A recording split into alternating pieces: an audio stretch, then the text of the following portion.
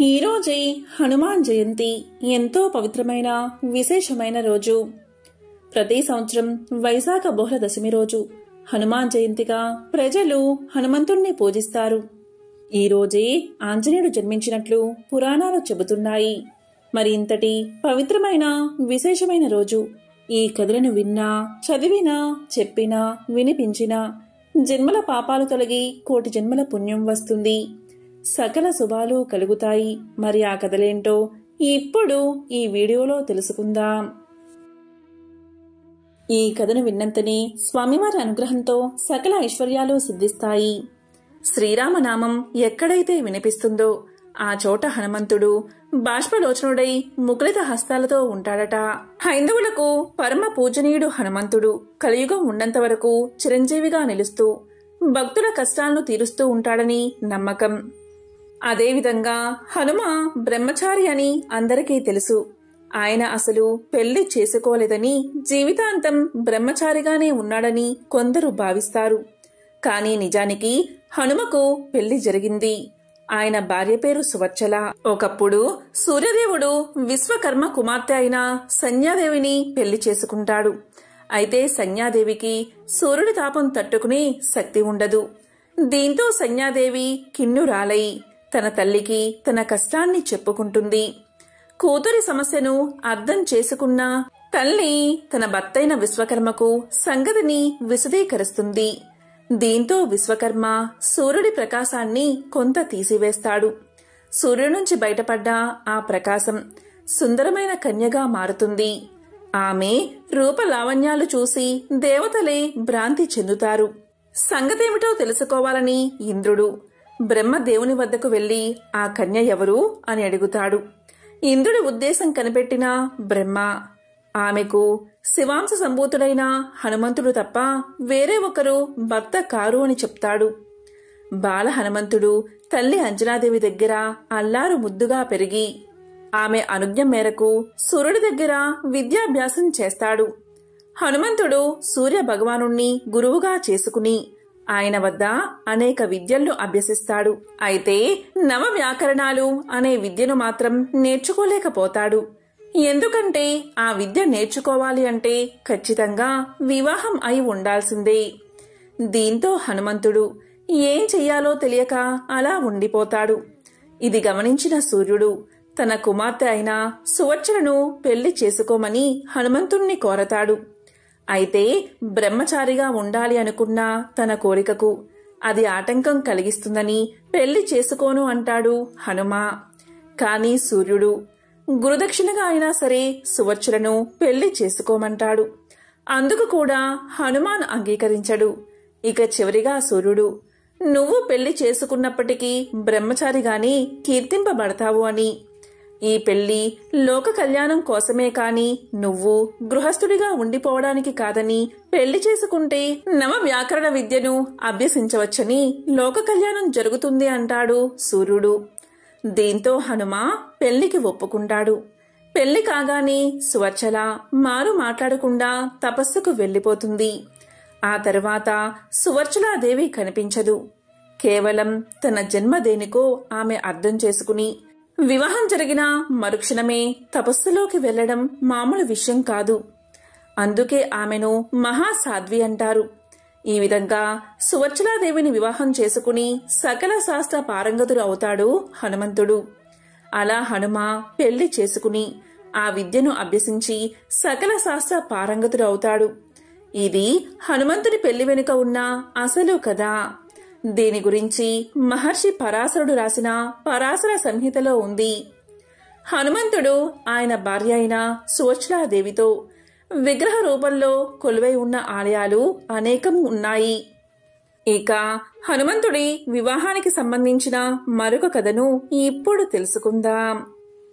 రావణాసుడి చెరలో సీతమ్మ ఉన్నదని, సృష్టమైన తర్వాత లంకకు చేరుకునేందుకు సముద్రం మీద వారధిని నిర్మించమని రాములవారు ఆజ్ఞాపిస్తారు. రాములవారి ఆజ్ఞ మేరకు వానరులంతా సముద్రం మీద రాళ్లను వేస్తూ ఉంటారు. అంటే వారధిని నిర్మిస్తూ ఉంటారు. కాని అదేం విచిత్రమో, రాత్రి వేసిన రాళ్లు పొద్దుటికల్లా కనిపించకుండా పోతూ ఉంటాయి. దీంతో ఈ విషయాన్ని హనుమంతుడికి విన్నవిస్తారు వానరులంతా.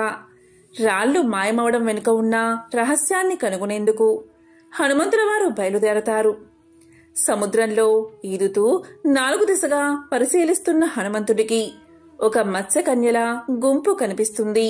వారందరి చేత రాళ్లను తీయించి వేస్తున్న ఒక నాయకురాలు కనబడుతుంది. బంగారు వర్ణంలో మెరిసిపోతున్న ఆ మత్స్యకన్యను వెంబడించేందుకు వాయుపుత్రుడు చేసిన ప్రయత్నాలన్నీ కూడా వృధా అయిపోతాయి. కాని నిదానంగా ఆ మత్స్యకన్య హనుమంతుడిని చూసి మోహిస్తుంది.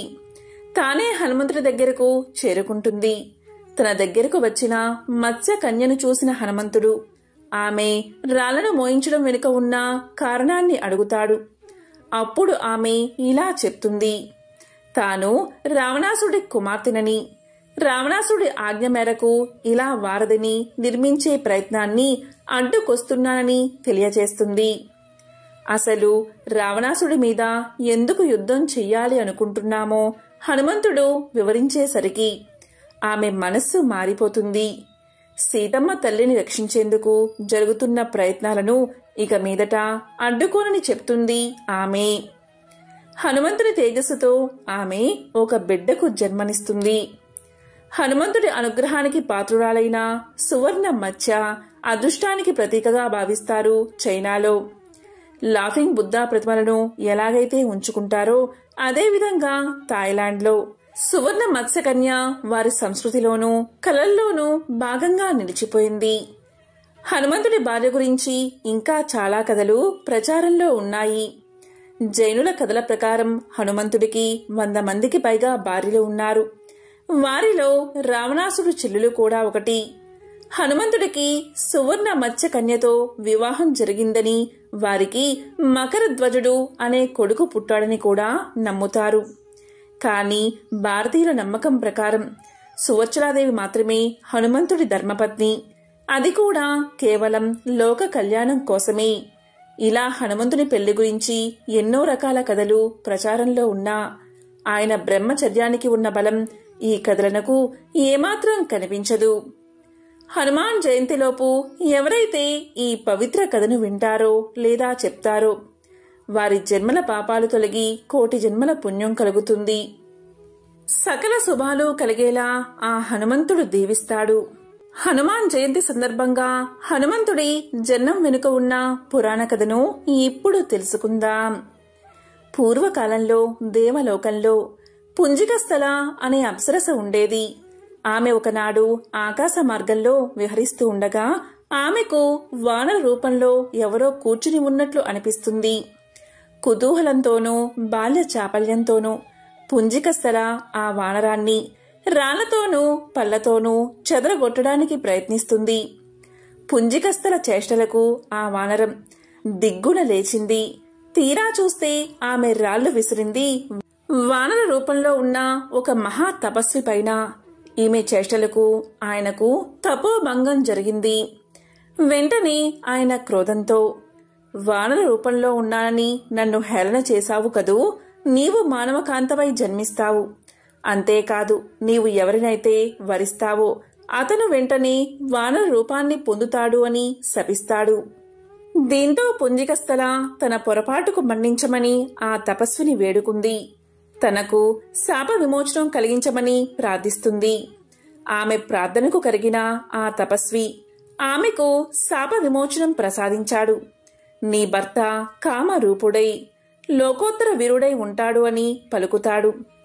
ఆమె మునికి కృతజ్ఞత తెలుపుకుని నిష్క్రమిస్తుంది. తరువాత ఆమె అంజనాదేవిగా జన్మించి మహావీరుడైన కేసరుణ్ణి వరించి వివాహం చేసుకుంటుంది. అంజనాదేవిగా జన్మించిన పుంజికస్థల మరియు కేసరుడు పరమశివుడి అనుగ్రహం కోసం దీర్ఘంగా తపస్సు ఆచరిస్తారు. పరమశివుడు వారి తపస్సుకు మెచ్చి ప్రత్యక్షమవుతాడు. ఏమి వరం కావాలో కోరుకోమని అడగగా వారిద్దరూ ముక్తకంఠంతో ఆ మహాదేవుణ్ణి తమ పుత్రుడిగా జన్మించమని ప్రార్థిస్తారు. పరమశివుడు అందుకు అంగీకరించి తన అంశతో ఆంజనేయుణ్ణి వారికి పుత్రునిగా ప్రసాదించాడు. ఆ విధంగా హనుమంతుడి జననం జరిగింది. వాయుదేవుని ద్వారా శివుని తేజం అంజనాదేవి అనే వానరకాంతకు చేరింది. అలా జన్మించినవాడు అంజనాదేవి కుమారుడు కాబట్టి ఆంజనేయుడు అని, వాయుదేవుని ద్వారా పుట్టినవాడు కాబట్టి పవన కుమారుడు అని పిలుచుకుంటాం. అంజనాదేవి భర్త కేసరి కాబట్టి కేసరి నందనుడు అన్న పేరు కూడా లేకపోలేదు. ఇక ఆంజనేయుడు బాల్యం నుంచి చిలిపివాడే. అసలే నిమిషమైనా కుదురుగా ఉండలేని వానర జీవి. దానికి తోడు శివుని తేజం, వాయుదేవుని అంశ, కేసర శక్తి ఉండనే ఉన్నాయి. దాంతో ఆయన్ని పట్టడం సాధ్యమయ్యేది కాదు. ఒకసారి ఆంజనేయుడు ఆకాశంలో సంచరిస్తూ ఉండగా ఎర్రటి సూర్యబింబం కనిపించింది. ఎర్రగా గుండ్రంగా తలతల్లాడిపోతూ ఉన్న బింబాన్ని చూసి అదేదో పండు అని భ్రమించాడు అంజనీపుత్రుడు. చూసిందే తడవుగా ఆ పండును రుచి చూడాల్సిందే అని తీర్మానించుకున్నాడు. అంతే, వాయువేగంతో సూర్యుడి వైపు దూసుకుపోయాడు. వాయుదేవుడికి తన కుమారుడి బాల్యచేష్టను చూసి ముచ్చట వేసిందే కాని అందులో ఉన్న ప్రమాదం గోచరించలేదు. అందుకనే ఆంజనేయుడి చుట్టూ చల్లటి గాలులను వీస్తూ అతనికి వేడి తగలకుండా కాచుకున్నాడు. పైగా ఆ రోజు సూర్యగ్రహణం. దాంతో సూర్యుడి తీక్షణత సైతం తక్కువగా ఉంది. ఒకవైపు నుంచి హనుమంతుడు సూర్యుడి వైపు దూసుకుపోతుంటే మరోవైపు నుంచి సూర్యుడిని చెరపట్టేందుకు రాహు పుంజుకు రాసాగాడు. కాని హనుమంతుణ్ణి చూసినా రాహువుకి మతిపోయింది. తాను సూర్యుణ్ణి భక్షించేలోపే మరో రాహువు అందుకు సిద్ధపడ్డం ఏమిటి అని కంగారు పడిపోయాడు. వెంటనే వెనుతిరిగి ఇంద్రలోకం వైపు పరుగులు తీశాడు రాహువు. స్వామి, ఇవాళ నేను సూర్యుణ్ణి గ్రహించడం సాధ్యమయ్యేటట్లు లేదు. మరో జీవి ఏదో సూర్యుణ్ణి భక్షించేందుకు దూసుకు వస్తుంది అంటూ మొరపెట్టుకున్నాడు రాహువు. రాహువు మాటలు విన్న ఇంద్రుడికి పట్టరాని కోపం వచ్చింది. సృష్టి ధర్మానికి విరుద్ధంగా పంచభూతాలను సైతం తోసి ముంచుకొస్తున్న ఆ ప్రమాదాన్ని స్వయంగా ఎదుర్కోవాలి అనుకున్నాడు. వెంటనే తన వజ్రాయుధాన్ని చేతబూని ఐరావతాన్ని అధిరోహించి ఆంజనేయుణ్ణి ఎదుర్కొనేందుకు బయలుదేరాడు ఇంద్రుడు. కాని ఇంద్రుణ్ణి చూసి ఆగేవాడా ఆంజనేయుడు. పైగా ఆయన ఎక్కిన ఐరావతం కూడా ఒక మిఠాయిలాగే కనిపించింది. వెంటనే దాన్ని అందుకోబోయాడు. ఇక ఇంద్రుడి ఆగ్రహానికి హద్దులు లేకపోయాయి. అమిత శక్తిమంతమైన తన వజ్రాయుధాన్ని ఆయన మీదకు విడిచాడు. ఇంద్రుడి వజ్రాయుధానికి తిరిగేముంటుంది? అది నేరుగా ఆంజనేయుడి దవడకు తగిలింది. ఆ దెబ్బతో ఆంజనేయుడు మూర్ఛిల్లాడు. కుమారుడి అవస్థను చూసిన వాయుదేవుడు ఆ పసిబాలుణ్ణి అక్కడే హిమాలయాల్లో ఉన్న ఒక గుహలో ఒడిలో కూర్చోబెట్టుకుని దుఃఖిస్తూ ఆగ్రహించి ముల్లోకాల్లో ప్రసరిస్తూ ఉన్న వాయువును స్తంభింపచేశాడు. దాంతో ఆ శరీరంలో ఉన్న పంచవాయువులు అపాన వాయువు, ప్రాణ, అపాన, వ్యాన, ఉదానయ, సమానయ వాయువులు ఇవే లేకపోతే శరీరంలోని మలమూత్రాలు బయటికి పోవు. వాటి ప్రసారం ఆగిపోయి మలమూత్రాలు స్తంభించిపోయాయి. దేవతలు, మానవులు, జంతువులు, కీటకాలు, పశువులు, పక్షులు, సమస్త ప్రాణకోటి శరీర అవయవాలు స్తంభించిపోగా గిలగిలలాడిపోయారు. ప్రాణం పోక ఉండక తల్లడిల్లిపోయారు. ఇంద్రుడికి కోపం వస్తే వర్షాలు ఆపేస్తాడు. ఇంద్రుడికి సామాన్యంగా కోపం రాదు. మనుషులు యజ్ఞాలు చేయకపోతే దేవతలకి ఆహారం అందదు. ఆహారం అందకపోతే కోపం వస్తుంది. కోపం వస్తే వర్షాలు ఆపేస్తాడు. దీనివల్ల లోకాలు అల్లకల్లోలాలకు గురై కరువు కాటకాలు ఏర్పడతాయి. ఏ విధంగా అయితే ఇంద్రుడు వర్షాలు ఆపేస్తాడో ఈ బాలుడు ఇంద్రుడి వజ్రాయుధం దెబ్బతిని పడిపోవడం వల్ల వాయుదేవుడు వాయువుని ఆపేశాడు. దానివల్ల ఒక్క త్రిమూర్తులకు తప్ప సకల లోకాల్లో ఉన్న జీవజాలమంతా ఏడ్చారు. చివరికి బ్రహ్మ దగ్గరకు వెళ్లి, బ్రహ్మదేవా, అల్లాడిపోతున్నాం. చావు కాదు బతుకు కాదు, మధ్యలో ఉన్నాం. ఈ బాధ ఇంతకు ముందు అనుభవించలేదు. మలమూత్రాలు ఉధృతంగా ఉన్నాయి. కిందకి దిగడం లేదు. దాంతో పడే బాధ ఇంతని వర్ణించలేం. మునుపెన్నడూ ఇలాంటి బాధ అనుభవించలేదు. ఋషులతో పాటు దేవతలందరూ రక్షించండి అని మొరపెట్టుకోగా బ్రహ్మదేవుడు ఇలా పలికాడు. ఇదంతా ఇంద్రుడు చేసిన పని. ఈ లోకానికి ఈశ్వరుడు అధినాయకుడిగా వాయువుని నియోగించాడు. ఆహారం లేకపోయినా, నీరు లేకపోయినా ఎంతో కొంతకాలం బతకవచ్చు. కాని వాయువు లేకపోతే బతకలేం. అందుకని పంచ ప్రాణాలు అనే పేరుతో శరీరంలో ఉండి ప్రాణాలకు సుఖాన్ని ఇచ్చేవాడు వాయువు. అందువల్ల వాయువు సుఖం. ఈ జగత్తంతా వాయువే. ఒక్కసారి వాయువు స్తంభించాడు అంటే లోకంలో ఎవ్వరూ సుఖంగా ఉండలేరు. వాయువు ఎక్కువైనా ప్రమాదమే, తక్కువైనా ప్రమాదమే. ఉష్ణవాయువు ప్రసరించినా ప్రమాదమే, శీతలవాయువు ప్రసరించినా ప్రమాదమే. మందవాయువు ఉన్నంతవరకే మానవుల, ఇతర జీవుల ప్రాణాలకు సుఖాన్ని ఇస్తాడు. అటువంటి వాయువుణ్ణి శివస్వరూపంగా భావించి అభిషేకించి పూజిస్తారు. అటువంటి వాయువుకి దుఃఖం కలిగించాడు ఇంద్రుడు అని ఇంద్రుడు చేసిన పనిని తెలియచేసి, ఇప్పుడు వాయువు ఆ బాలుణ్ణి ఒడిలో పెట్టుకుని హిమాలయాల్లోని మేరు పర్వత గుహలో ఉన్నాడు. ఆ వాయువుని సమాధానపరచకపోతే అలాగే అల్లాడిపోతాం. నాతో పాటు మీరందరూ రండి. ఇంద్ర, ముందు ఉండు. ఎందుకంటే దీనంతటికీ మూలకారణం నువ్వే. పదండి, వాయువుకి మనందరం కలిసి ఆనందం కలిగిద్దాం అని అందరినీ వెంటబెట్టుకుని హిమాలయ మధ్యలో ఉన్న మేరు పర్వత గుహ దగ్గరికి చేరాడు బ్రహ్మ. ఆ సమయంలో వాయుదేవుడు మంచి బంగారపు వర్ణంలో ఉన్న గుహలో కూర్చుని మెడలో బంగారపు దండ వేసుకుని ఒడిలో కొడుకుని పడుకోబెట్టుకుని అయ్యో కుమారా అని దుఃఖిస్తూ ఉన్న వాయుదేవుణ్ణి వీళ్లు చూశారు. అంతలో బ్రహ్మ గుహలోనికి వెళ్ళగా వాయుదేవుడు చూసి సంభ్రమంతో బిడ్డను ఎత్తుకుని నమస్కారం చేసి, ప్రభు, స్వయంభూ, చతుర్ముఖ, చూడు నా బిడ్డ పరిస్థితి అనగానే పక్కనే దేవతలు, యక్షులు, గంధర్వులు ఆ బిడ్డని, వాయువుని దీవించారు. అప్పుడు బ్రహ్మ, నాయనా, నీ కుమారుడు మూర్ఛపోయాడని లోకాలటిని మూర్ఛపోయేలా చేస్తున్నావు. అవునా నాయనా అనే వాయువు చేతిలో మూర్ఛితుడై ఉన్న బిడ్డను ప్రేమగా నిమిరాడు బ్రహ్మ. ఇక ఆంజనేయుడు ఆ ఉపద్రవం నుంచి తేరుకోగానే అతనికి ఆశీర్వాద సూచకంగా దేవతలంతా తలా ఒక వరాన్ని అందించారు. ఇకపై తన వల్ల మృత్యువు సంభవించదని యముడు ఆశీర్వదించాడు కాబట్టి ఆంజనేయుడు చిరంజీవిగా మారాడు. ఇంద్రుడు ఇకపై తన వజ్రాయుధం హనుమంతుణ్ణి గాయపరచదు అన్న అభయాన్ని అందించాడు. అలాగే బ్రహ్మ కూడా తన బ్రహ్మాస్త్రం ఆంజనేయుణ్ణి ఏమీ చేయలేదని వరాన్ని అందించాడు. అలా ఆంజనేయుడి సూర్యగ్రహణ ఘట్టం సుఖాంతమైనది. హనుమంతుడు అన్న పేరు మాత్రం శాశ్వతంగా నిలిచిపోయింది. హనుమాన్ జయంతి సందర్భంగా హనుమకు సంబంధించిన ఒక విశేషమైన కథను ఇప్పుడు తెలుసుకుందాం. రాముడు రాజ్య పాలన చేస్తున్న కాలంలో ఒకసారి అగస్త్యుల వారు రాముణ్ణి దర్శించడానికి వచ్చారు.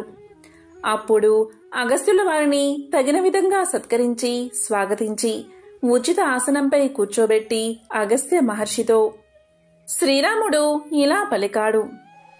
మహర్షి, శివుడు, హనుమంతుడు వీళ్ళిద్దరిలో ఎవరు అధికులు? వారిద్దరి సాహసాలను మనం ఎలా తెలుసుకోవాలి అని ప్రశ్నించారు. అప్పుడు అగస్త్యుల వారు, హనుమంతుడు వాయువరప్రసాది, అంతటా సంచరించి నేర్పున్నవాడు అని అనడంలో ఎటువంటి సందేహమూ లేదు. నీకు అనుమానం వస్తే పరీక్షించు అన్నాడు. వెంటనే శ్రీరాముడు మారుతిని ఆప్యాయంగా పిలిచి, హనుమా, ఇప్పుడే నువ్వు లంకకు వెళ్లి విభీషుడి దగ్గర ఉన్న భౌతిక లింగాన్ని తీసుకుని రావాలి అని ఆజ్ఞాపించాడు. రాముడి ఆజ్ఞకు హనుమంతుడు రాముడికి నమస్కారం చేసి తండ్రైన వాయుదేవుడికి వందనం చేసి రివ్వుల గాలిలోకి ఎగిరి దక్షిణ సముద్రాన్ని అవలీలగా దాటి లంకలోకి ప్రవేశించాడు. అక్కడ ఉన్న రాక్షస వీరులంతా హఠాత్తుగా హనుమ రావడం చూసి ఆశ్చర్యపోయారు. సరాసరి మహారాజు అయిన విభీషుణ్ణి కొలువు చేరాడు హనుమ. హనుమను గౌరవించాడు మహారాజైన విభీషణుడు. వచ్చిన కారణం తెలపమన్నాడు. అప్పుడు శ్రీరాముడి ఆజ్ఞను వినిపించాడు హనుమ. దానికి విభీషణుడు ఎంతగానో సంతోషించి తాను ప్రతిష్ఠించిన చోటుకు వెళ్లి అక్కడ ఉన్న 6 శివలింగాలను చూపించాడు. అందులో మౌతిక లింగాన్ని ఆంజనేయుడి చేతికిస్తూ, హనుమా, దీనిని మా అన్న రావణుడు కుబేరు నుంచి తీసుకువచ్చాడు. కుబేరుడికి దీన్ని సాక్షాత్తు శివుడే ఇచ్చాడు. ఈ లింగాన్ని కుబేరుడు పూజించి నవనిధులతో కూడిన రాజ్యానికి రాజు అవ్వగలిగాడు. రావణుడు దీన్ని పొంది లంకా సామ్రాజ్యాధిపతి అయ్యాడు. దీన్ని నేను శ్రీరామచంద్రుడికి మనస్ఫూర్తిగా సమర్పించాలని చెప్పు అని లింగాన్ని ఇచ్చేశాడు.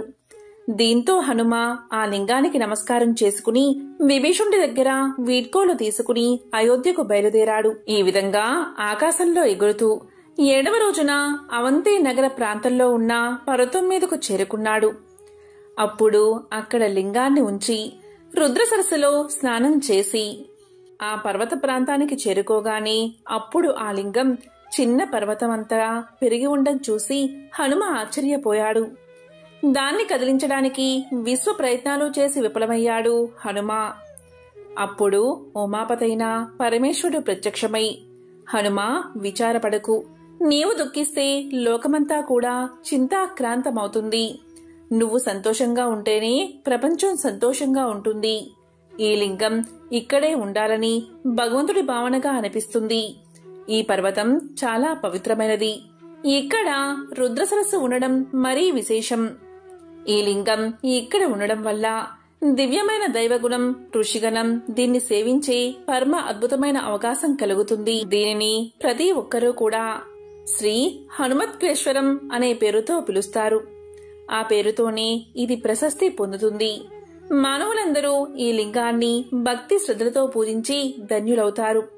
ఇక్కడ జరిగిన విషయాలన్నీ కూడా శ్రీరామచంద్రుడికి నా మాటగా చెప్పు, ఆయన దాన్ని అర్థం చేసుకోగలడు అని దీవించి పంపాడు శివుడు. హనుమ అదేవిధంగా అయోధ్యకు చేరి శ్రీరాముడికి అన్నీ సవివరంగా వివరించాడు. శ్రీరాముడు, అగస్త్యుడు మొదలైన వారంతా హనుమను ఆశీర్వదించారు. ఎంతో పవిత్రమైన విశేషమైన ఈ కథను విన్నా, చదివినా, చెప్పినా, వినిపించినా జన్మల పాపాలు తొలగి కోటి జన్మల పుణ్యం వస్తుంది. ఆంజనేయ స్వామిని పూజించడం ద్వారా మనలో ఉన్న భయాలొందళ్ళు తొలగిపోయి ఎంతో ధైర్య సాహసాలతో ఉంటాం. అయితే ఆంజనేయ స్వామి గుడికి వెళ్ళినప్పుడు మనకు సింధూరాన్ని ఇస్తారు. అంతేకాదు ఆ స్వామివారిని పూజించేవారు ఎక్కువగా సింధూరంతో పూజిస్తూ ఉంటారు. అసలు ఆంజనేయుడికి సింధూరం అంటే ఎందుకంత ఇష్టమో ఇప్పుడు తెలుసుకుందాం. హనుమంతుడు శ్రీరామచంద్రుడికి పరమ భక్తుడు అనే విషయం మనందరికీ తెలిసిందే. వనవాసం తర్వాత అయోధ్య చేరుకున్న శ్రీరామచంద్రుల వెంట హనుమంతుడు కూడా అయోధ్య చేరుకుంటాడు. ఈ విధంగా అయోధ్యలో ఒకరోజు తన పనులన్నిటినీ ముగించుకుని ఎంతో ఆకలితో అంతఃపురంలోకి ప్రవేశించి సీతమ్మ తల్లిని భోజనం వడ్డించమని అడుగుతాడు హనుమ. అప్పుడే స్నానాధికాలు పూర్తి చేసుకుని సీతాదేవి హనుమంతుణ్ణి ఉద్దేశించి, హనుమా కాసేపు ఆగు, మొదట పాపెటిలో సింధూరం పెట్టుకుని తర్వాత భోజనం వడ్డిస్తాను అని చెప్తుంది. ఈ విషయం విన్న హనుమంతుడు, అమ్మా పాపెటిలో సింధూరం ఎందుకు పెట్టుకుంటున్నావు అని అడుగుతాడు. దానికి సీతమ్మ తల్లి, ఈ పాపిట్లో బొట్టు పెట్టుకోవడం వల్లే నీ ప్రభువు నిండు నూరేళ్లు చల్లగా ఉంటాడని, ఈ సింధూరాన్ని ధరిస్తే సౌభాగ్య వృద్ధి కలుగుతుందని తెలియచేస్తుంది. ఆ విధంగా సీతమ్మ మాటలు విన్న హనుమంతుడు అక్కడ్నుంచి వెళ్లిపోతాడు. కొద్దిసేపటి తరువాత శరీరమంతా సింధూరం పూసుకుని తిరిగి అయోధ్యను చేరుకుంటాడు. ఒక్కసారిగా హనుమను చూసి ఆశ్చర్యపోయిన సీత, హనుమా ఎందుకు శరీరమంతా సింధూరం పూసుకున్నావు అని అడుగుతుంది. దానికి హనుమ, అమ్మా ఇలా సింధూరం ధరిస్తే శ్రీరామచంద్రుడికి కళ్యాణప్రదమై ఉంటుందని నీవే అన్నావు కదా అని చెప్పడంతో హనుమంతుడికి శ్రీరాముడిపై ఉన్న భక్తి భావానికి సంతోషించి మంచి హృదయంతో హనుమంతుణ్ణి ఆశీర్వదిస్తుంది సీతమ్మ తల్లి. ఈ విషయం తెలుసుకున్న శ్రీరామచంద్రుడు, భక్తికి నువ్వు ఒక ఉదాహరణగా చెప్పబడతావని, ఇక నుంచి ఎవరైతే నిన్ను సింధూరంతో పూజిస్తారో వారిని కష్టాల నుంచి నేను కాపాడతానని సాక్షాత్తు శ్రీరామచంద్రుడే తెలియచేశాడు. అప్పట్నుంచి ఆంజనేయ స్వామికి సింధూరం అంటే ఎంతో ప్రీతికరమైనదని భావించి పూజలు చేస్తారు. ఎంతో పవిత్రమైన విశేషమైన ఈ కథను విన్నా, చదివినా, చెప్పినా, వినిపించినా జన్మల పాపాలు తొలగి కోటి జన్మల పుణ్యం వస్తుంది. హనుమకు సంబంధించిన మరొక విశేషమైన కథను ఇప్పుడు తెలుసుకుందాం. మన పురాణాలు మనిషి జీవిత గమనానికి మార్గదర్శకాలు. రామాయణం మానవుడు ఏ విధంగా జీవించాలో తెలిపితే మహాభారతం మనిషిలోని మంచి చెడుల విచక్షణ నేర్పుతుంది. ఈరోజు రావణ సంహారం తర్వాత అశోకవనంలోని సీత వద్దకు వెళ్లిన హనుమంతుడికి సీతాదేవి అపకారికి కూడా ఉపకారం చేయడమే ధర్మం అని చెప్పిన చక్కటి నీతి కథను ఇప్పుడు విందాం. రావణ సంహారం తర్వాత ఆ కబురు సీతమ్మ తల్లికి చెప్పేందుకు హనుమంతుడు అశోకవనానికి చేరతాడు. అమ్మా, ఇకపై ఈ లంకా రాజ్యాన్ని ఏలేది విభీషణుడే. రావణ సంహారం జరిగింది. మీరు ఇక్కడ్నుంచి బయలుదేరే ముందు ఒక్క ఆజ్ఞ ఇవ్వండి తల్లి. మిమ్మల్ని ఇంతకాలం ఈ చెరలో చిత్రహింసలు పెట్టిన వీరందరినీ సంహరిస్తాను అంటాడు. అప్పుడు ఆ మహాతల్లి ఇలా పలుకుతుంది. హనుమా, నీకు ఒక కథ చెబుతాను విను. ఒకానొక కాలంలో ఒక బాటసారి అడవిగుండా వెళ్తున్నాడు. ఇంతలో ఆకలిగొన్న ఒక పులి తన పైకి రాబోగా తన ప్రాణాలు అరచేత పట్టుకుని పరుగులు తీశాడు. పులి కూడా అతన్ని వెంబడించింది. ఇంతలో ఒక చెట్టుపైకి ఎక్కి ఆ చెట్టు కొమ్మను ఆశ్రయిస్తాడు ఆ బాటసారి. అయితే బాటసారి ఎక్కిన చెట్టు కొమ్మలో ఒక ఎలుగుబంటి కూడా ఉంది. అది చూసిన పులి, ఇదిగో మిత్రమా, ఆ మనిషిని కిందకి తోసేయి, తినేసి వెళ్లిపోతాను అని పలికింది. వెంటనే ఎలుగుబంటి, ఇతడు నేను ఉన్న చెట్టును ఆశ్రయించాడు అంటే నన్ను ఆశ్రయించినట్లే, కనుక నేను అతన్ని రక్షిస్తాను కాని కీడు చేయను అనడంతో పులి ఎంతో బాధపడుతుంది. ఆ మనిషి ఎప్పుడో ఒకప్పుడు దిగకపోతాడా అని ఎదురుచూస్తూ ఉంటుంది. ఈ విధంగా రాత్రి సమయం అవుతుంది. ఎలుగు గాఢ నిద్రలోకి చేరుకుంటుంది. కాని మనిషికి ప్రాణభయం ఒకటి ఉంది కాబట్టి చూసి చూడనట్లు కిందనున్న పులివైపు చూస్తూ ఉంటాడు. పులి మెల్లగా ఇలా అంటుంది, ఇదిగో ఓ మనిషి, నీకో గొప్ప అవకాశం. పైన నిద్రలో ఉన్న ఆ ఎలుగును తోసేయి, నేను నా ఆకలి తీర్చుకుని ఇక్కడ్నుంచి వెళ్లిపోతాను అంటుంది. అంతే మనిషి మారు ఆలోచన చేయకుండా ఎలుగును తోసేస్తాడు. వెంటనే కోలుకుని ఎలుగు వేరొక కొమ్మను ఆనుకుని కింద పడకుండా ఆపుకుంటుంది. అప్పుడు పులి ఎలుగుతో ఇలా పలుకుతుంది, చూసావా ఈ మనిషి బుద్ధి, ఇప్పటికైనా వాణ్ణి తోసేయి, నేను తిని వెళ్లిపోతాను అంటుంది. అప్పుడు ఎలుగు ఇలా పలుకుతుంది, చూడు మిత్రమా, ఇతడు నన్ను ఆశ్రయించాడు, ఇతన్ని రక్షించడం అపకారికి కూడా ఉపకారం చేయడమే ధర్మమంటూ అనడంతో ఇక లాభం లేదని పులి అక్కడ్నుంచి వెళ్లిపోతుంది. కనుక హనుమా, మనకు వీరు అపకారం తలపెట్టారు కదా అని ఇప్పుడు బలహీనులైన ఈ జాతికి హాని చేయడం అనవసరం, అధర్మం కూడాను అనడంతో అమ్మ మాటలకు ముగ్ధుడైన హనుమ మోకరిల్లి నమస్కారం చేస్తాడు. శత్రువుల్లో కూడా శత్రుత్వాన్ని ఎంతవరకో అంతవరకే చూడాలి కాని ధర్మాన్ని వీడకూడనది సీతమ్మ మాట.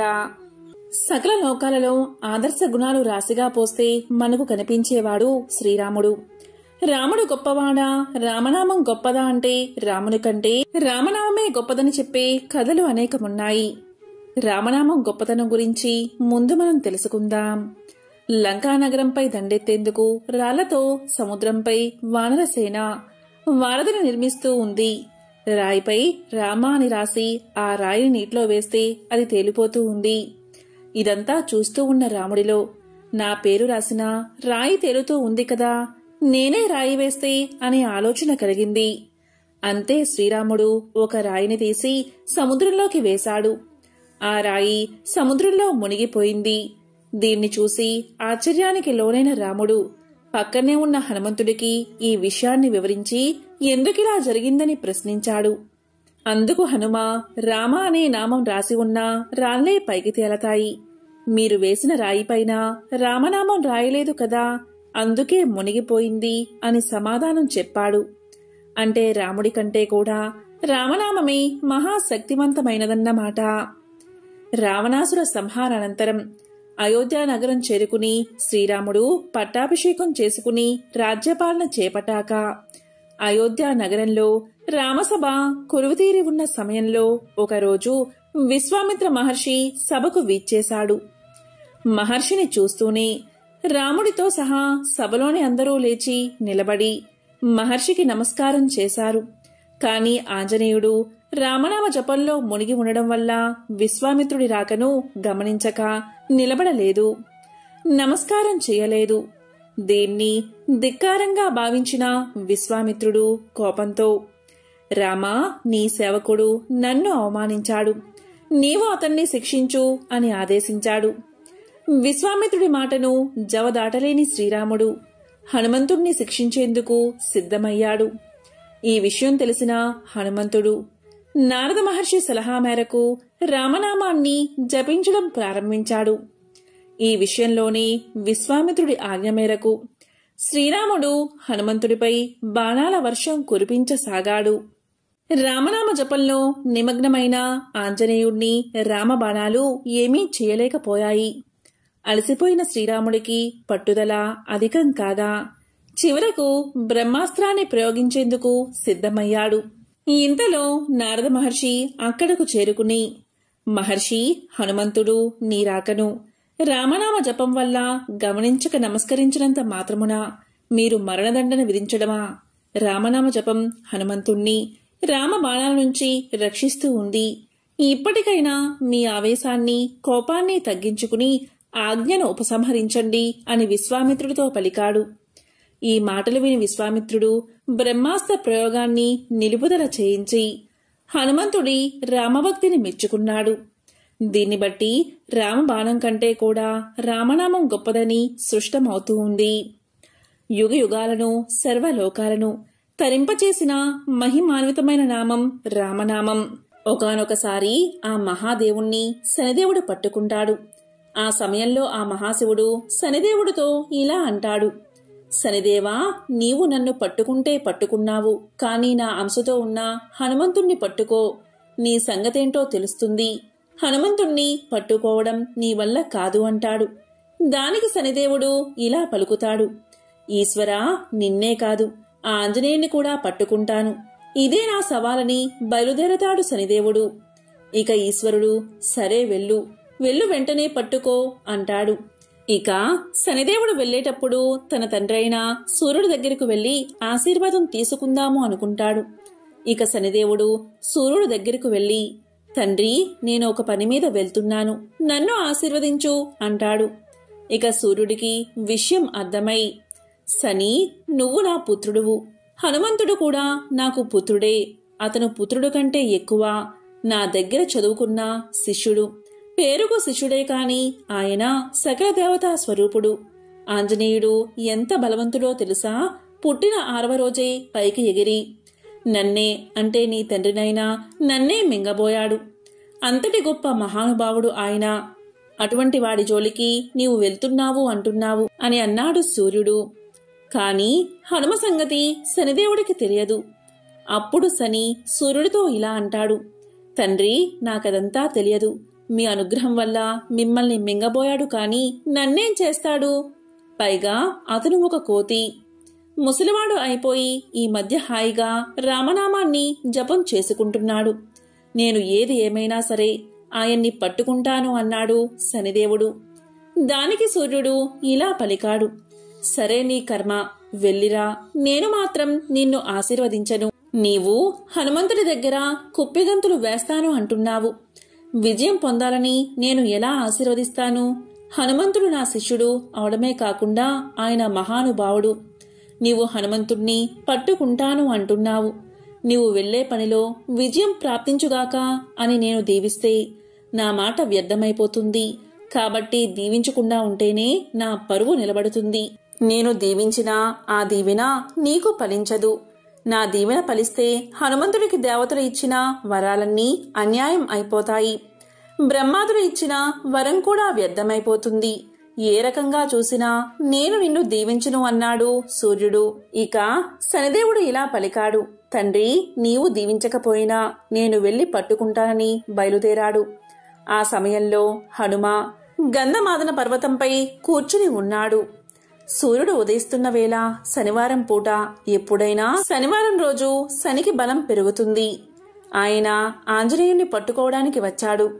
హనుమంతుడు సూర్యోదయ సమయానికల్లా హాయిగా స్నానం పూర్తి చేసుకుని బండరాయి మీద కూర్చుని అపూర్వ రీతిలో భక్తితో రామచంద్ర ప్రభువును గానం చేసుకుంటూ ఉన్నాడు. ఆయన రోజంతా రామా రామా అంటూ గానం చేస్తూనే ఉంటాడు. ఆ సమయంలో శనిదేవుడు హనుమంతుడి దగ్గరకు వచ్చాడు. అక్కడకు వచ్చి హనుమా బాగున్నావా అని పలకరించాడు. అప్పుడు ఆంజనేయుడు శనివైపు చూసి, ఓ గురుపుత్ర, ఇలా వచ్చావేమిటి అన్నాడు. ఇదిగో ఇక్కడ కూర్చో అన్నాడు హనుమా. దానికి శనిదేవుడు ఇలా అన్నాడు, కూర్చోవడానికి నాకు ఆసనం ఇచ్చావు కదా, ఆ ఆసనం మీద నేను కూర్చోను, ఇంకొక ఆసనం మీద కూర్చుంటాను అన్నాడు. ఎక్కడా అని ఆంజనేయుడు ప్రశ్నిస్తాడు. దానికి శనిదేవుడు, నీ నెత్తిమీద కూర్చుంటాను, సరిగ్గా మాడు మీద. నిన్ను ఈ రోజు నుంచి 7.5 సంవత్సరాలు పట్టుకుంటాను. ఇక నీకు పిచ్చెక్కిపోతుంది. నీవు ఏం చేస్తున్నావో నీకే తెలియదు. అసలే కోతివి, అందరూ నిన్ను చూసి అపహాస్యం చేస్తారు అంటాడు శనిదేవుడు. దానికి ఆంజనేయుడు శనితో ఇలా అంటాడు, శనిదేవా, నేను ముసలివాణ్ణి అయిపోయాను. హాయిగా రామనామ స్మరణ చేసుకుంటున్నాను. భార్య, కుటుంబం ఇటువంటి బంధాలకు అతీతంగా ఏదో రామారామా అని బతుకుతూ ఉంటే ఎందుకు ఈ ప్రశాంత వాతావరణంలోకి వచ్చి నన్ను పట్టుకోవడం? ఏదో భూలోకంలో ఏ ప్రభువునో పట్టుకున్నావంటే అర్థముంది, డబ్బు ఉన్నవారిని పట్టుకున్నావంటే అర్థముంది, చదువుకుంటున్న వాడిని పట్టుకున్నావంటే అర్థముంది. నేను వానరుణ్ణి. ఈ గంధమాదన పర్వతంపై ప్రతిరోజు రామనామ స్మరణతో బతుకుతున్నాను. నా మాట విని వదిలే అన్నాడు. దానికి శనిదేవుడు ఇలా పలుకుతాడు, లేదు, నాకు ఇప్పుడు విజయం పొంది తీరాలి అనే కోరిక కలిగింది. మహాశివుడితో నేను సవాలు చేసి వచ్చాను. మహాదేవుడు నాతో ఇలా పలికాడు, ఓ శనిదేవా, నన్ను పట్టుకుంటే పట్టుకున్నావు, కానీ నా అంశతో ఉన్న హనుమంతుణ్ణి పట్టుకో, అప్పుడు నీకు తెలుస్తుంది అన్నాడు. కాబట్టి నేను ఈశ్వరుడితో శపథం చేసి వచ్చాను. ఆ శపథం నెరవేర్చుకోవాలి. మా నాన్న దగ్గర కూడా శపథం చేశాను. నేను పట్టుకుంటే ఎంతటి వాడైనా ఎవడైనా సరే పోవాల్సిందే. నిన్ను నేను పట్టుకుంటాను అంటాడు శనిదేవుడు. దానికి హనుమంతుడు, ఎలా పట్టుకుంటావు అని అడుగుతాడు. దానికి శని, ఏముంది, నీ నెత్తిమీద కూర్చుంటాను అన్నాడు. అయితే కూర్చో అన్నాడు హనుమంతుడు. హనుమంతుడు ఎప్పుడైనా సరే జపం చేసేటప్పుడు రామచంద్ర ప్రభువు ఇచ్చిన కిరీటం పెట్టుకుంటాడు. వెంటనే హనుమ కిరీటం తీసి కూర్చో అన్నాడు. వెంటనే శనిదేవుడు పైకి ఎగిరి మాడు మీద కూర్చున్నాడు. పక్కనే పెద్ద బండరాయి ఉంది. ఆ బండరాయిని తీసి దానిమీద శ్రీరామ అని రాసి జై శ్రీరామ అని పలికి ఆ రాయిని నెత్తిమీద పెట్టుకుని ఒక్క నొక్కు నొక్కాడు హనుమ. ఇక శనిదేవుడికి ఊపిరి ఆడక ఉక్కిరి బిక్కిరి అయిపోయాడు. అసలే హనుమతల బండరాయిలా ఉంటుంది, దానిమీద మరోశిల, రెండు రాళ్ల మధ్యలో పచ్చడి పచ్చడి అయిపోయాడు శని భగవానుడు. ఇక హనుమ తోకతో ఆ రాయిని ఇంకొకసారి అదిమి జై శ్రీరామ అన్నాడు. ఇక శనిదేవుడు ఆయాసంతో మాట్లాడుతూ ఆంజనేయ ఆంజనేయ అని పలికాడు. ఎవరు అరుస్తున్నారు అన్నాడు హనుమంతుడు. నేనే గురుపుత్రుణ్ణి అన్నాడు శనిదేవుడు. ఓహో, గురుపుత్రుడా అన్నాడు హనుమ. నా ఒళ్ళు ఊనం అయిపోయింది, ఏదో పర్వతం నా మీద పడినట్లు అయ్యింది అన్నాడు శనిదేవుడు. దానికి ఆంజనేయుడు, నేనేదో తపస్సు చేసుకుంటున్నాను, రామ అంటూ జపం చేసుకుంటే తగుదునమ్మా అని నీ పని పడతానని నెత్తిమీద కూర్చున్నావు, బాగా శాస్తి జరిగిందా అన్నాడు హనుమ. దానికి శనిదేవుడు, అవును హనుమ, నాకు చాలా బుద్ధి వచ్చింది. అయినా నీకింత బలం ఎలా వచ్చింది అని అడగ్గా హనుమ ఇలా అన్నాడు, అది రామనామ స్మరణ ప్రభావం. రామా రామా అని జపించేవాడికి శని ప్రభావాలు ఎక్కడ ఉంటాయి? ఏ ప్రభావమూ ఏమీ చేయలేదు అంటాడు హనుమ. రామనామాన్ని నిరంతరం జపించేవారికి ఎవరి వల్ల భయం ఉండదని ఎప్పుడో ప్రహ్లాద కుమారుడు చెప్పాడు కదా. ఎవరైతే రామనామాన్ని భక్తితో చేస్తారో వారిని ఏ గ్రహాలు ఏమీ చేయవు, గ్రహాలన్నీ అలాంటి వారికి అనుకూలిస్తాయి అన్నాడు హనుమ. దానికి శనిదేవుడు, క్షమించు హనుమ, తప్పు చేశాను అని క్షమాపణ చెప్పుకుని శనిదేవుడు బయలుదేరతాడు. ఇలా కొంత దూరం వెళ్ళాక సూర్యుడు శనిదేవుణ్ణి చూసి పగపగా నవ్వుతాడు. ఇక సూర్య భగవానుడి ఉపాసనతో శనిదేవుడు కోలుకుంటాడు. కాబట్టి రామా రామా అని నిత్యం జపించేవారికి అన్ని శుభాలే కలుగుతాయి. అలాంటి వారిని శనిబాధలు బాధించవు, అలాంటి వారిని గ్రహాలు బాధపెట్టవు. అలాంటి వారు ఈ భూమి మీద శాశ్వతంగా భోగాలు అనుభవించి చివరకు స్వర్గాన్ని చేరుకుంటారు. ఒకానొక గ్రామంలో కేశవుడు అని ఒక బ్రాహ్మణుడు ఉండేవాడు. అతను వేదాంగ పారంగతుడు, బుద్ధిమంతుడు, సర్వధర్మాచరణ నిష్ఠుడు, పుత్ర పౌత్రాదులతో భార్య విశాలాక్షితో జీవితం గడుపుతూ ఉండేవాడు. అతిథి పూజతో తన జన్మను ధన్యం చేసుకుంటూ ఉండేవాడు. ఆ గ్రామానికి ఒక ప్రభువులాగా వెలిగిపోతూ ఉండేవాడు. ఇలా ఉండగా కొంతకాలానికి అతని జీవితంలో విషాదం కమ్ముకుంది. అది ఏంటి అంటే ప్రియ అర్ధాంగి అకస్మాత్తుగా మరణించింది. ఇక ఈ బాధలు తట్టుకోలేక అతను కాశీనగరం చేరుకున్నాడు. అక్కడ ప్రతిరోజు గంగా స్నానంతో పవిత్రతను పొందుతూ విశ్వేశ్వరుని దర్శిస్తూ అభిషేకం చేస్తూ విశాలాక్షిదేవి దర్శనంతో ఊరట చెందుతూ ఉన్నాడు. కొంతకాలం కాశీలో గడిపి ఆ తర్వాత ప్రయాగ, గయా మొదలైన క్షేత్ర దర్శనం చేసి పితృకార్యాలు నిర్వహిస్తూ విద్యుత్ ధర్మాలన్నీ కూడా నిర్వహిస్తూ కొన్ని నెలలు గడిపి మళ్లీ ఇంటి ముఖం పట్టాడు. ప్రయాణంలో ఒకరోజు చీకటి పడ్డంతో ఒక మర్రి చెట్టు కింద పడుకున్నాడు. ఆ వటవృక్షం మర్రి ఊడలతో బాగా విస్తరించి ఉంది. అర్ధరాత్రి సమయంలో ఆ చెట్టుని ఆశ్రయించుకుని ఉన్న ఒక పిశాచం అందంగా ఉన్న కేశవుణ్ణి చూసింది. తినాలి అని ఉబలాట పడింది. మనోహర సుందర యువతిగా మారిపోయి అతని దగ్గరకు వచ్చింది. తన శృంగార చేష్టలతో రెచ్చగొట్టడం ప్రారంభించింది. కాని కేశవుడికి ఏమీ పాలుపోలేదు. ఓ యువతి, ఎవరు నువ్వు? అర్ధరాత్రి ఒంటరిగా ఇలా రావడం తగదు. నీకు వివాహం జరిగిందా? నేను భార్యలేని వాడిని. నా అండదండలతో నువ్వు ఉండగలవా? నువ్వు ఒప్పుకుంటే నాతో నిన్ను మా ఊరు తీసుకువెళ్తాను అని పలకగా అందుకు ఆమె అంగీకరించింది. వారిద్దరూ కూడా ఆ రాత్రి ఆనందంగా గడిపారు. మర్నాడు ఆ ఇద్దరూ కూడా ఇంటికి చేరుకున్నారు. కొంతకాలం ఆమెతో చక్కగా కాపురం చేశాడు. ఒకరోజు కేశవుని ఇంటికి దూరంగా ఒక చెట్టు కింద రుద్రాక్ష మాల ధరించి వ్యాఘ్ర చర్మాంబర దారి అయినటువంటి ఒక యోగి శిష్యులతో కనిపించాడు. కేశవుడు ఆ గురువుగారిని చేరి తన ఇంటికి వచ్చి ఆతిథ్యం స్వీకరించమని కోరాడు. సంతోషంతో ఆ యోగి శిష్యులతో సహా కేశవుని ఇంటికి వచ్చాడు. అప్పుడు కేశవుడు లోపలికి వెళ్లి భార్యను రమ్మని పిలిచాడు. దానికి ఆ యోగి భార్యను పిలవవద్దని వారించాడు. కేశవునితో ఇలా పలికాడు: కేశవ, ఆమె ఎవరో తెలుసుకుని ఆమెతో కాపురం చేస్తున్నావా? ఆమెను పెళ్లి చేసుకున్నావా? నిజం చెప్పు అని అడిగాడు. దానికి కేశవుడు జరిగిన విషయాలన్నీ కూడా వివరంగా తెలియచేశాడు. తనకేమీ తెలియదని తన్ను ఉద్ధరించమని వేడుకున్నాడు. దీంతో కేశవుడిపై యోగికి జాలి కలిగింది. దాంతో అతన్ని ఉద్ధరించాలని భావించాడు.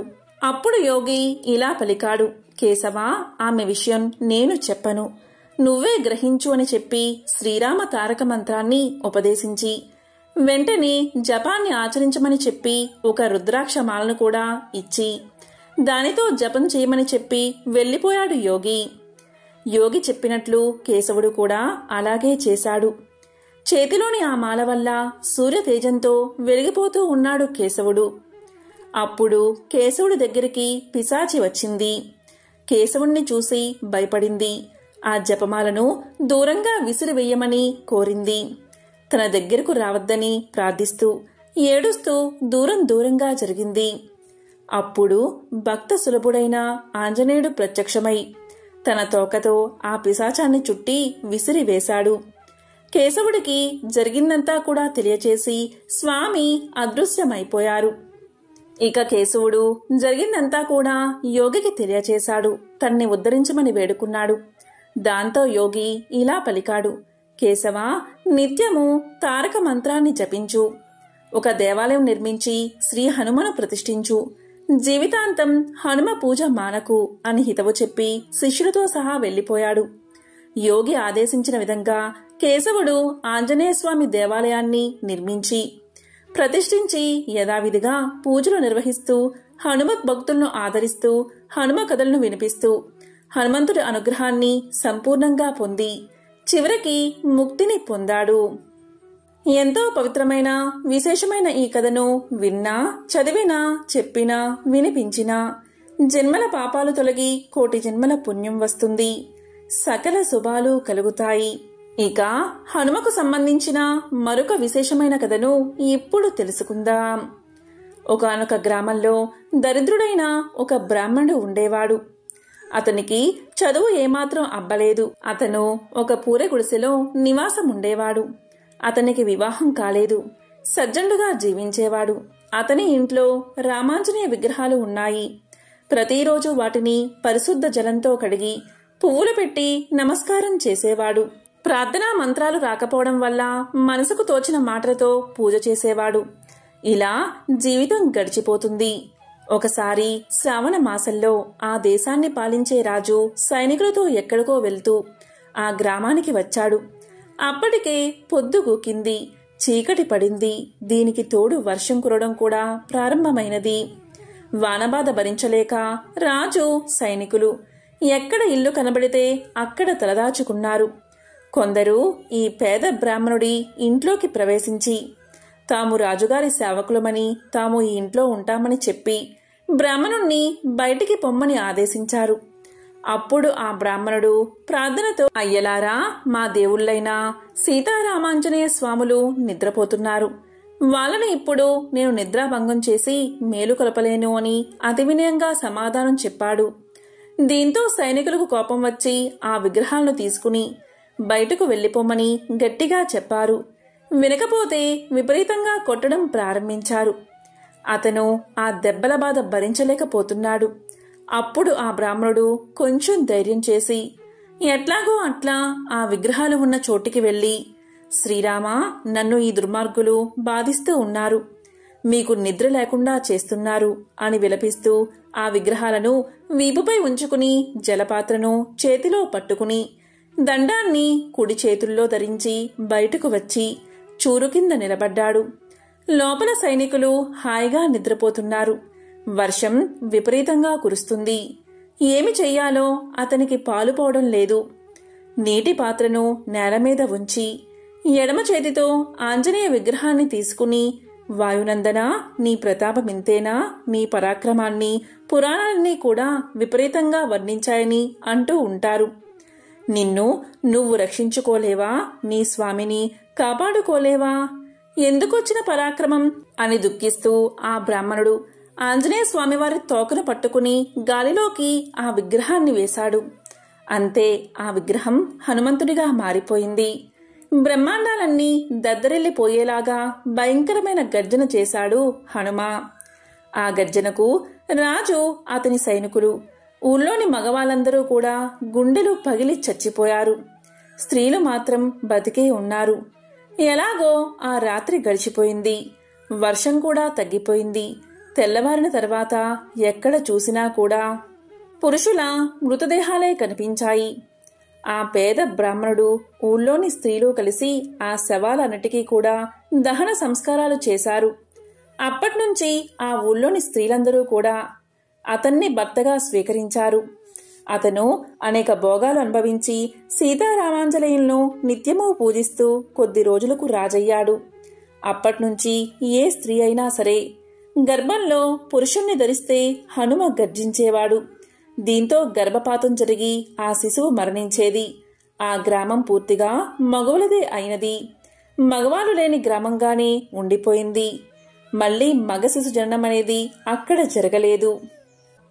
ఎత్ర ఎత్ర రఘునాథ కీర్తనం తత్ర తత్ర కృతమస్తకాంజలిం బాష్పవారి పరిపూర్ణలోచనం మారుతిం నమత రాక్షసాంతకం. అంటే శ్రీరాముని కీర్తన జరిగే చోట హనుమంతుడు పులకితుడై అంజలి జోడించి ఉంటాడు. రాక్షసాంతకుడైన హనుమంతునికి నేను మనస్ఫూర్తిగా నమస్కరిస్తున్నాను అని ఈ శ్లోకం అర్థం. ఎవరైతే పవనపుత్రుణ్ణి స్వచ్ఛమైన భక్తి భావనతో ఆరాధిస్తారో అలాంటి వారికి కష్టాల నుండి విముక్తి లభించడంతో పాటు పూర్తిగా స్వేచ్ఛ లభిస్తుంది. మీ జీవితంలో ఆనందం, శాంతి లభిస్తుంది. అంతేకాదు, శని ప్రభావం ఉండేవారు కూడా ఆంజనేయుణ్ణి ఆరాధిస్తే శుభ ఫలితాలు పొందుతారు. ఆంజనేయుడి ఆశీర్వాదం పొందడానికి హనుమాన్ జయంతి రోజున ఆ దేవుడికి సువాసన కలిగిన నూనె, సింధూరాన్ని అర్పించాలి. ఈ రోజున సుందరాకాండ పారాయణం, రామ లక్ష్మణ చరితం, బజరంగ బలి పఠనం చేయాలి. శివుని అంశ వాయుపుత్రుడు అర్జునుడికి ప్రియ సఖుడు, శ్రీరామదాసుడు, ఎర్రని కన్నులు కలవాడు, అమిత విక్రముడు, సాగరాన్ని దాటినవాడు, లంకలో సీతమ్మ శోకాన్ని హరించినవాడు, సంజీవన్ని తెచ్చి లక్ష్మణుడి ప్రాణాలు కాపాడినవాడు, 10 తలలున్నా రావణుడి గర్వం అణచినవాడు. ఈ హనుమంతుని నామాలు ప్రయాణ సమయంలో నిద్రపోయే ముందు స్మరించిన వారికి చావు గురించి భయం ఉండదు. వీరికి సర్వత్రా విజయం సిద్ధిస్తుందని పురాణాలు చెబుతున్నాయి. హనుమాన్ జయంతి రోజు హనుమంతుడికి పూజలు చేసి ఆరాధిస్తే శని బాధలు తొలగడంతో పాటు ఆరోగ్య సిద్ధి, మానసిక ప్రశాంతత, భూత ప్రేత పిశాచ భయాల నుండి విముక్తి కలుగుతుంది. ఒకసారి పార్వతీదేవి పరమేశ్వరుణ్ణి ఇలా అడుగుతుంది, స్వామి, విష్ణు సహస్రనామాన్ని సులభంగా ఎలా పలకవచ్చు అని. అప్పుడు మహాశివుడు ఇలా సమాధానం చెప్తాడు, దేవి, శ్రద్ధగా విను. శ్రీరామ రామ రామేతి రమే రామే మనోరమే సహస్రనామ తత్తుల్యం రామనామ వరాననే అన్న ఒక్క శ్లోకం చదివితే చాలు. విష్ణు సహస్రనామాలు చదివినా ఫలితం కలుగుతుంది. శ్రీరామ అని పలికితే చాలు 1000 నామాలు చదివినా ఫలితం వస్తుంది అని పరమశివుడు పార్వతికి తెలియచేశాడట. ఇంకా రామనామాన్ని జపించి రుక్షకుడు అనే ఒక సాధారణ వ్యక్తి వాల్మీకిగా మారతాడు. రామనామం వల్ల శబరి, గుహుడు, హనుమ, సీతామాత ఇలా ఎందరో పునీతులు అయ్యారు. రామ అన్న పదంలో రా అన్న అక్షరం పలికేటప్పుడు పెదాలు తెరుచుకుంటాయి. అంటే మనలో ఉన్న పాపాలు బయటికి పోతాయట. ఇక మా అని పలికేటప్పుడు పెదాలు మూసుకుంటాయి. బయటికి పోయిన పాపాలు లోపలికి చేరకుండా మూసేస్తుందట. ఇలా రామనామం గురించి ఎంతైనా చెప్పవచ్చు అని సాక్షాత్తు వశిష్ఠ మహర్షి తెలియజేశాడు. అసలు శ్రీరామనామ జపమే సమస్త తాపాలను నివృత్తి చేసే ఏకైక ఔషధం. శ్రీరామనామం త్రిమూర్తులకు ప్రతీక. అందుకే పార్వతీ వల్లభుడు కూడా శ్రీరామ రామ రామేతి అంటూ శ్రీరామనామం విష్ణు సహస్రనామాలకు సమానమైనదని చెప్పాడు. విష్ణుమూర్తి యొక్క ఒక్కొక్క నామం సర్వదేవతల కంటే అధికమైనది. అటువంటివి 1000 నామాలు ఒక్క రామనామానికి సమం. మంత్రాల్లోకెల్లా గొప్పదైనది గాయత్రి మంత్రం. రామ మంత్రానికి దానికి భేదమేమీ లేదు. రామనామాన్ని చెబితే గాయత్రి మంత్రాన్ని పఠించినట్లే. ఎంతో పవిత్రమైన విశేషమైన ఈ రోజు ఈ కథలను విన్నా, చదివినా, చెప్పినా, వినిపించినా జన్మల పాపాలు తొలగి 1,000,000 జన్మల పుణ్యం వస్తుంది. ఓం నమః శివాయ. ఓం నమో నారాయణాయ.